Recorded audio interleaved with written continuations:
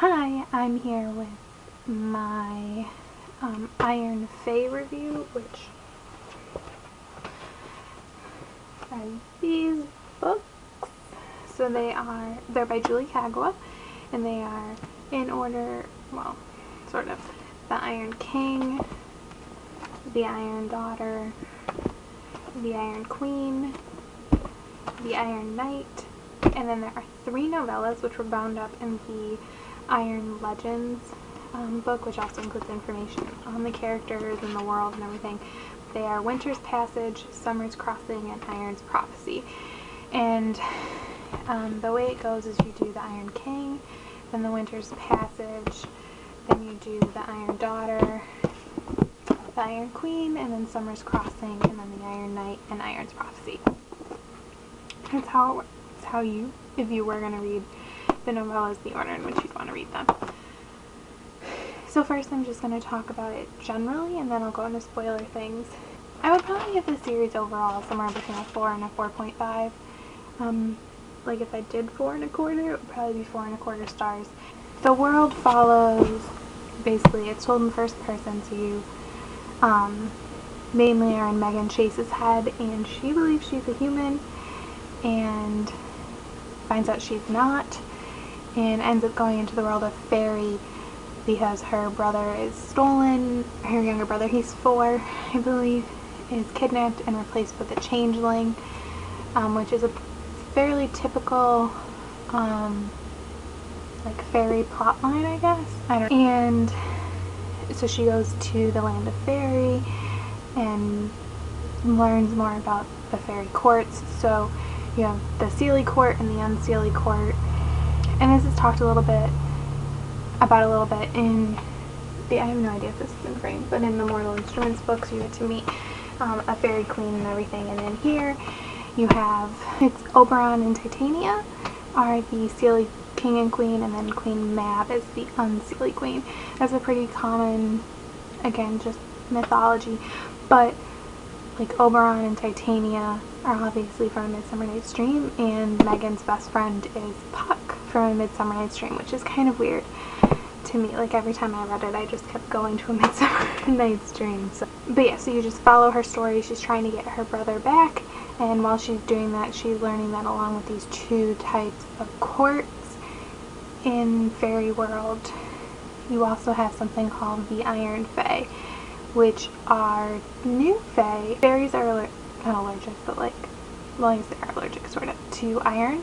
It burns them and can eventually kill them. So the idea of a fairy that's made of iron or built from iron or whatever is a little scary, and it's hard because fairies can't fight that. She is actually Oberon's daughter, so she's half human and half fairy. So she can go and deal with these iron fae and everything, so that's what it's all about. The world of fairy is built on the idea that people believe in them. So, you know, Puck has been around forever, and he's incredibly strong because his story is told over and over and over again. Because of Midsummer Night's Dream, and then, you know, you meet people and they want to be included in this mission or in this journey so that they can be talked about.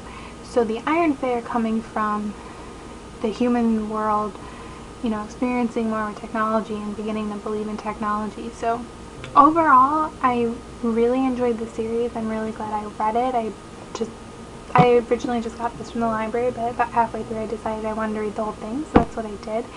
I definitely think there were some flaws with it, which I'll talk a little bit later in the spoilery section. But one thing is, I think it's a little hard if you don't know anything about fairies. Like, even and I feel like I know a lot, had trouble in some parts. It's almost like she just mentions things like you would know what they are. Like, she just casually talks about like kelpies or pukas or all these other types of fairy creatures that people necessarily wouldn't be familiar with. Like, I think most people are familiar with your traditional fairy, but they don't know about all the other ones, which makes it a little bit of a challenge, I guess. I think that's part of the reason in here they talk a little bit more about the world of fairy and the different types of creatures you would meet there. Oh, and then just really quick, as I don't consider this spoilery, I actually really like Mab, not in the beginning, but she kind of grows on me. And Grim, who is a cat, is probably my favorite character in the whole series. He may be one of my favorite characters, like, ever. I don't know. He's just so funny. But that's the end of the just synopsis-y, non-spoilery part. And now I'm going to get into more spoilers. So, if you haven't read it, and I mean, like, read any of them, because I'm going to talk about all of them, and you don't want to be spoiled, I wouldn't keep watching. Bye! Okay. So I'm not even really going to go into that much spoilery things, but there's just a few things I wanted to talk about. There is a love triangle, which I'll use this book. So you have Megan, this is Puck, and then you have Ash, who is a prince of the Unseelie court, so he's Map's son. And Puck loves Megan, but Megan doesn't know, obviously, for a while. And then Ash eventually is attracted to Megan, but he can't be with her for a variety of reasons. It kind of felt through the first 2 books like the relationship between Ash and Megan was like insta-love. Like I didn't feel it, and I just kept wanting them to just slow down and just have a conversation or do something that made me believe that they loved each other. That actually finally did happen in The Iron Queen. They finally had to stop and he trained her, which was really nice, and it was just like this breathing moment, because in the other books there's just been so much action, just go, go, go, go, go. And they really got to speak to each other and work with each other, so then I started to actually care about them as a couple and fight for them as a couple, I guess. But it took, into the 3rd book for that to happen, which is a little bit of a flaw for me. And then The Iron Daughter, which is the 2nd book, I kind of felt like this book was unnecessary. I don't know, I think the series could have been a trilogy and it would have been fine. I mean, you'd probably want to take some things from in here and put them in the other books, but for the most part I didn't think that this one really did that much to propel the plot forward. That's not a word. The Iron Queen was great. You start to really like Megan, I think. Before this, she's kind of she's not flat, but she doesn't fight for herself, which I find kind of annoying, but at the same time we're used to characters like Katniss who has to fight or something.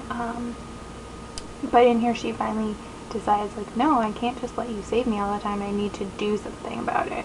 And that's cool, especially since eventually she becomes a queen. She needs to be able to defend herself and hold her own against people like Oberon and Titania. So that's nice. And then you also, in this book, get to learn more about the Iron Fae, and some of them are awesome. Like Razor, who I believe he's a gremlin, is adorable. I love that little gremlin. I think he's awesome. He's adorable. I want him like as a little pet or something. I don't know. He shows up a little bit in here as well, but I really, really like him. He's like such a minor character and he doesn't really talk at all, but I really like him. And then the Iron Knight. The Iron Knight is a little different. It's actually told mostly from Ash's perspective. It's actually his perspective until the epilogue. The epilogue is told from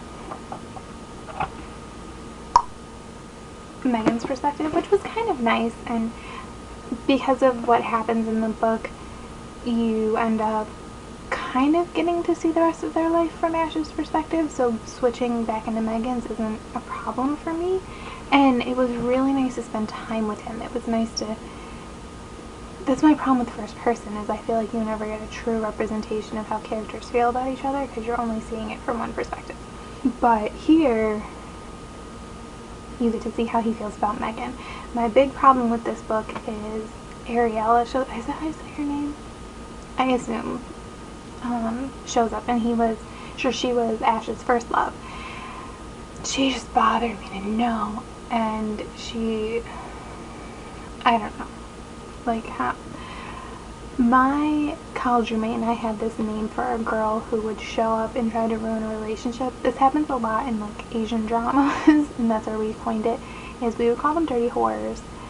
And she was a dirty whore. Like, she just was trying to come in, mosey on in, ruin this relationship, and no.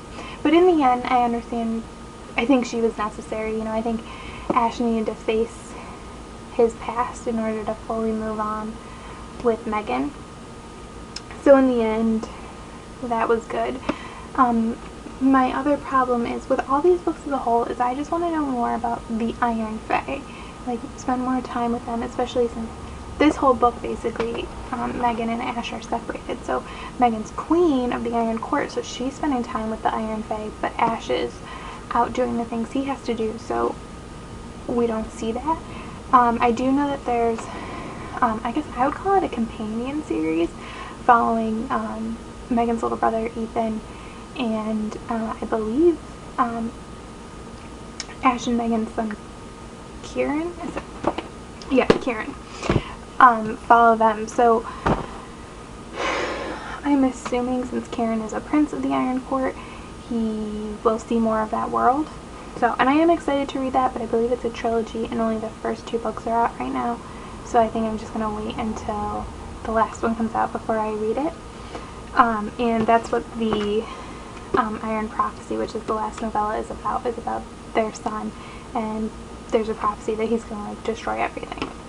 The only other thing I have to say about the series, especially the Iron King, the first book, if anyone has read A Wrinkle in Time by Madeleine L'Engle, does anyone else think that the opening plot of this felt a lot like Madeleine L'Engle's A Wrinkle in Time? Like, in that book, Meg goes after her brother Charles Wallace is kidnapped, so she goes after him, and he's like this really insightful little boy, and I mean, even because he's young, believes in fairies so he can see them, but I don't know, I'm not trying to say Julie Gagwell like copied her. I think the books are vastly different, but I don't know, it just made me think of that. So if anyone's read both books, let me know if you think the same thing, if it just made you think of Charles Wallace all the time. Hopefully that made sense.